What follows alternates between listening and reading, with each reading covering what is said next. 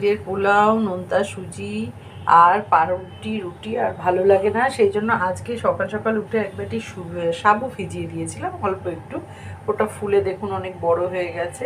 আর তার সঙ্গে ঘরে যা ছিল বিনস, গাজর, আলু ছোটো ছোটো করে সব টুকরো করে কেটে নিয়েছি। তেলে দিয়ে দিলাম কিছু বাদাম, চিনে বাদাম।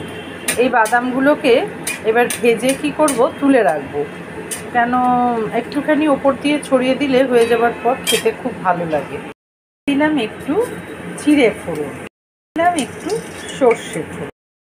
যা সবজিগুলো কাটা ছিল সমস্ত কাটা সবজিগুলো আমি তেলের মধ্যে দিয়ে দিলাম। এবার এগুলোকে ছোটো ছোটো করে কাটা এবং একটু নাড়াচাড়া করে নুন দিয়ে দিলে এটা নরম হয়ে যাবে। থেকে দিয়ে দিলাম পরিমাণ মতো নুন। আর সাবুটা আমি দু ঘন্টা আগে সকালে ভিজিয়ে রেখেছিলাম সাবুটা, তারপর আমি জল ঝরতে দিয়ে দিয়েছি। দেখুন খুব সুন্দর ভাজা হয়ে গেছে, এত ভালো, মানে ছোট ছোট করে সব কাটা বলে ভাজাটা খুব ভালো হয়ে গেছে। সেই জন্য আমি এবার ওপর থেকে দিয়ে দেবো সাবুটা পরিমাণ মতোই দেবো।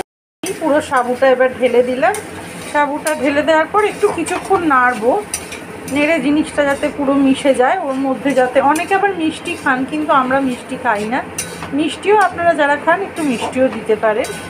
তারপর হয়ে গেলে লাস্টে ওপর দিয়ে বাদামটা ছড়িয়ে একটু চাপা দিয়ে রেখে দেবো। সব শেষে ওপর দিয়ে ভাজা বাদাম যেগুলো ছিল সেগুলো দিয়ে দিলাম। এই হয়ে গেল আমার, যেমন নোনতা সুজি খান, চিড়ে খান, সাবুও এরকমভাবে করে দেখবেন, খুব ভালো লাগবে, খুব ভালো লাগবে জলখাবারে।